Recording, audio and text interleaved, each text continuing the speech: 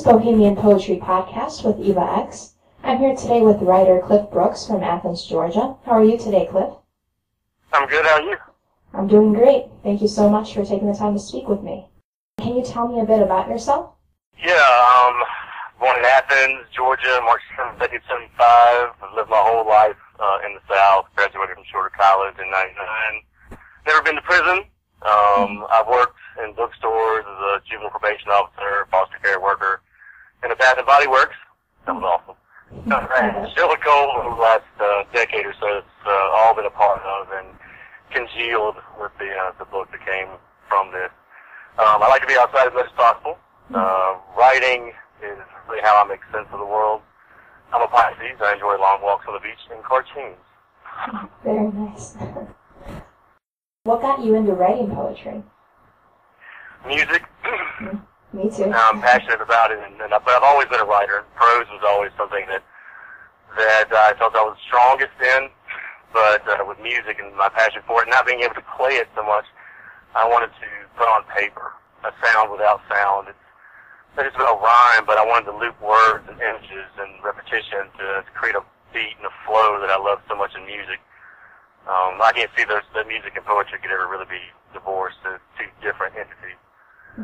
So really, I mean, that and nature really are the two biggest forces behind what I create. Yeah, I really enjoy musicality in poetry myself. And what poets do you find to be the most influential to you? The poets I find most influential have been Wallace Stevens, Dante, Charles Simic, Charles Bukowski, and Carl Sandburg. Yeah, I'm actually a fan of Charles Simic myself. What do you normally like to write about? What's in front of me, whether that's literal, something I'm actually seeing happen, or something that's in the front of my mind at the time. I rarely sit down and decide what I'm going to write a poem about.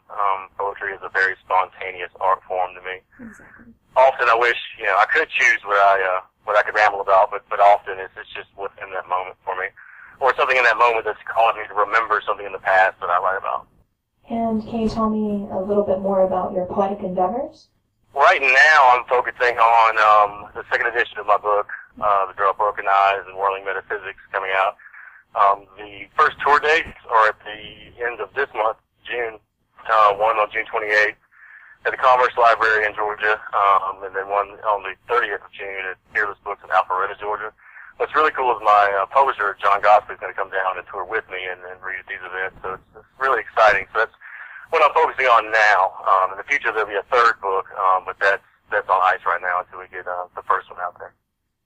That's really exciting. It seems like a lot's going for you. Congratulations.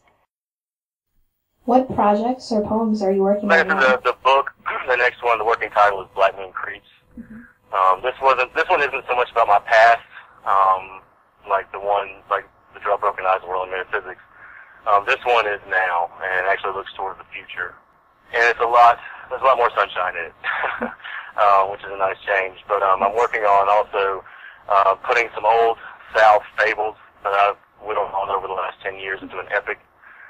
There's a novel I'm working on and have been for 15 or so years. I do some freelance magazine articles I actually do this weekend. It's really hard for me to concentrate on one thing. So, I mean, it's good to have the work, but it's very busy. Well, multitasking is a nice thing sometimes. I like to do that myself. You're also a part of some amazing causes. Can you tell me a little bit more about that? Yeah, the one that's really on my heart these days, really tied to my passion on how when money gets tight, the arts are the first to go in any situation. A good friend of mine works at the University of Missouri, a school that's recently decided to save funds by shutting down its press. My friend's going to lose his job, and of course the whole staff as well. It's kind of like taking the soul out of higher education, but it would really be cool if people would show their support on Facebook and look up Save the University of Missouri Press. Go there and just, be there for them in a time where it's scary that books are being stamped out even in university and college campuses. I couldn't agree more with you. It's just depressing how things aren't appreciated like they used to be. I would love it if you read some of your poetry. Can you do that for me? I can. I've got 3 pieces. The first one is from The Draw Broken Eyes, and it's called Prayer. I do not preach, and I do not get on soapboxes, but, I do believe that faith and the concept of God is bigger than people. give it credit, give it due. Definitely. And the way I do that is honestly, again, with music, try and in song to also bring the South out. It's a little gritty, and that's the way it is here. And to put all that together in something very, very pure and simple to me. And it led me to create this poem called Prayer. Prayer. All of us are born from sparrows, a string of dreams, grown firmly between rocks and roots, dear muses, sway as wind brings spring. Supernal watchmen wish we would notice their urge to join in. By and by, Lord, by and by. Let's womb into our fold, then sing redemption songs. We rowdy few shall rejoice and throw dice with angels. Prayer from The Draw of Broken Eyes. And this book is actually 2 in 1, which is why it has such a long title.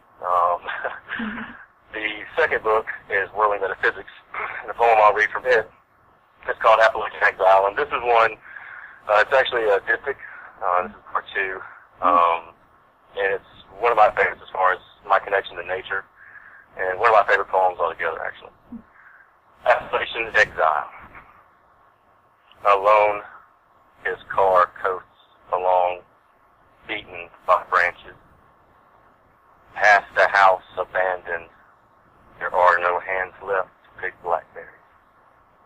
Hearth and half chimney jut up like the home's tombstone.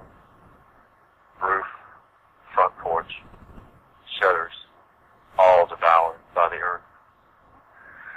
Above brambles, kudzu smothers a telephone pole. Moving forward, mountains begin to stand taller.